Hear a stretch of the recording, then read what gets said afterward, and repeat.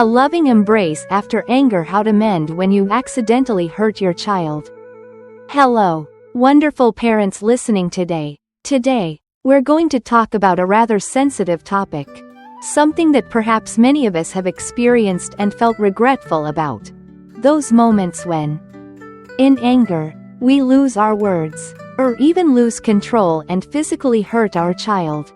When that moment passes, the anger subsides, but the sadness and hurt can linger in the hearts of both parents and children. How can we prevent ourselves from accidentally doing this again? And more importantly, how can we heal? How can we repair the mistakes we've made? In today's sharing, we'll explore a few important things together. First, we'll look at why using physical discipline, like spanking, is sometimes still common, even though experts discourage it. Then, we'll listen to what science says about the real effects of physical discipline on a child's development. Most importantly, we'll discover positive ways to discipline our children and how to stay calm during stressful times. And finally, if we have unfortunately hurt our child, what should we do to mend the relationship, so our child can feel loved and safe with us? Why is physical discipline still common? Surely many of us wonder, why is hitting children still so common even when we know it's not good? Sometimes, the way we raise our children is heavily influenced by our own past experiences, by the experiences of previous generations, or by deep-seated beliefs that are hard to change. Do you remember, centuries ago, people believed that being left-handed was a bad sign, and parents had to train their children to use their right hand? But then science proved that completely wrong. Which hand we favor depends more on genetics. Similarly, even though numerous studies have shown that spanking is not an effective form of discipline and can even be harmful, a significant portion of society, like in the US where over 70% still believe that sometimes a child needs a good, hard spanking to behave better, holds onto this belief. In fact, about 80% of children worldwide have experienced physical punishment. This shows the powerful and lasting belief that physical punishment will help change a child's behavior, promote good manners, and encourage obedience.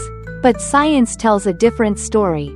A large study involving over 160,000 children confirmed that spanking not only fails to help children improve but can also have corrosive and long-lasting negative impacts on their behavior. How does physical discipline truly affect a child? So what really happens inside a child's tender mind and little heart when we can't control our anger?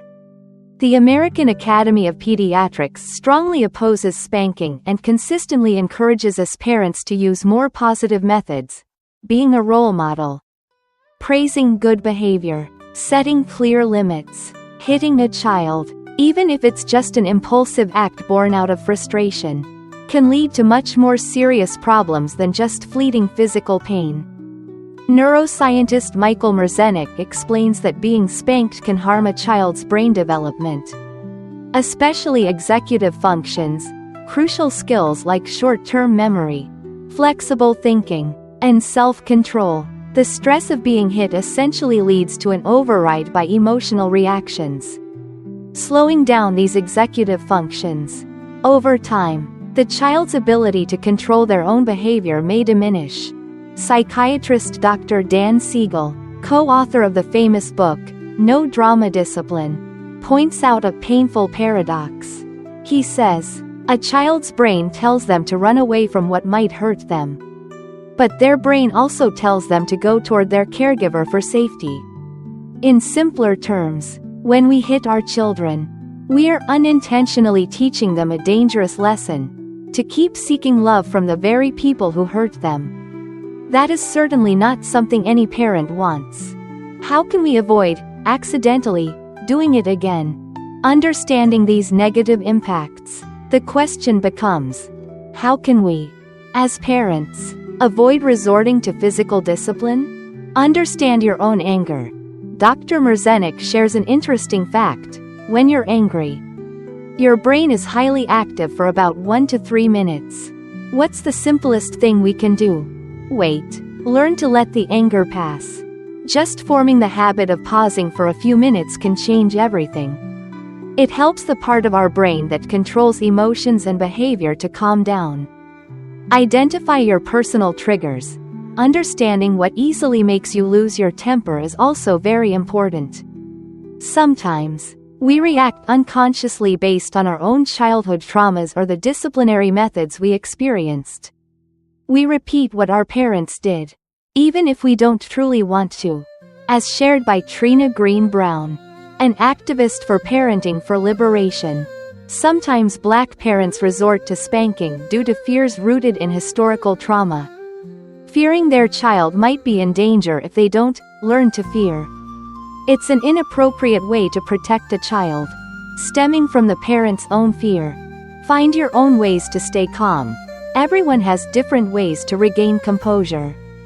Dr. Merzenich suggests meditation, practicing mindfulness, even just for a few minutes each day, not only helps parents but can also spread peace throughout the family. Helping children recognize and manage their own emotions better. Going for a walk, listening to soft music, taking deep breaths, or simply stepping out of the room for a moment are also effective strategies. Manage life stress. If stress is the reason you're easily triggered, find ways to reduce it. For instance, if the burden of housework and childcare isn't shared equally, don't hesitate to ask your partner for help. Anita Bhatia from UN Women pointed out that, especially after the pandemic, the burden of unpaid work fell more heavily on women, causing immense pressure. If you're a single parent, lean on support from relatives, friends, or even involve your children in age-appropriate chores. Don't try to carry everything alone. But what if you've already hurt your child? What then? Life isn't always smooth, and the parenting journey is full of challenges. There will be times when we are tired, stressed, and accidentally do something we regret, maybe a slap, a harsh word uttered in a moment of lost control. If this unfortunately happens, don't panic or blame yourself excessively. What matters most is how we face it and repair it. Acknowledge your actions. Experts advise that the first and most crucial step is to honestly acknowledge what happened. Dr. Siegel says, whenever you rupture your connection with your child, the most important step is to own what you did. Then talk to your child about what they felt. Then hug them, connect, and comfort them. This admission doesn't make you weak. It shows your sincerity and responsibility. Talk sincerely with your child. Speak with your child openly and lovingly. Ms. Green Brown suggests saying something like, I know when I yelled just now. It hurt you and made you sad. I am sorry. I shouldn't have done that. Can we talk now about how we can both handle things better next time?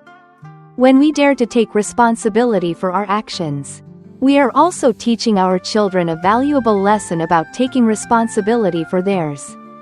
Seek help if needed. If you feel you frequently lose control of your anger or worry about the impact of your actions on your child, don't hesitate to seek help from mental health professionals or therapists specializing in anger management. Admitting you need help is the first step to breaking the silence and starting a positive change process. Dear friends, the journey of parenting is one of continuous learning. Everyone can make mistakes. What's important isn't never making mistakes, but what we learn from them and how we strive to repair them. Love yourselves. Be compassionate with your moments of weakness. And always remember that we absolutely have the ability to change, to heal, and to build an increasingly strong, loving, and respectful relationship with our children.